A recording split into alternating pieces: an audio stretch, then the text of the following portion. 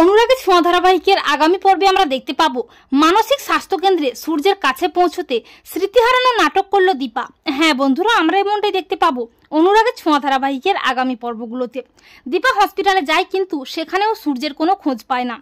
এরপর সোনা দীপাকে বলে যে মা, আমার মনে হয় সেদিন আমি বাস স্টপে যে বাবাকে দেখেছি। সোনার কথায় অবাক হয়ে যায় দীপা। দীপা বলে যে অ্যাক্সিডেন্টটা তো মোহনপুরে হয়েছে, তবে কি সোনা সত্যিই ডাক্তারবাবুকে দেখেছে? আমাকে জানতেই হবে। পরদিন দীপা আবারও সোনারূপাকে নিয়ে সূর্যের খোঁজে বেরোয়।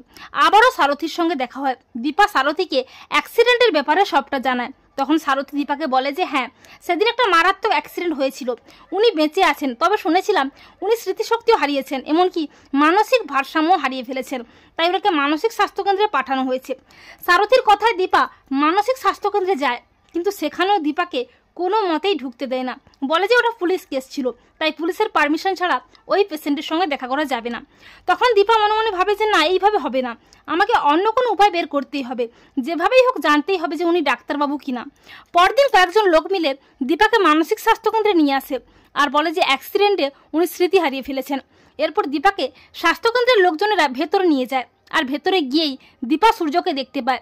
সূর্য দীপা মুখোমুখি হয়। দীপা সূর্যকে দেখে অবাক হয়ে যায়। দীপা মনে মনে ভাবে, আমার সন্দেহটা ঠিক, ডাক্তারবাবু আপনাকে আমি ঠিক সুস্থ করে তুলবই, দেখবেন আপনাকে আমি সুস্থ করে বাড়ি নিয়ে যাবই।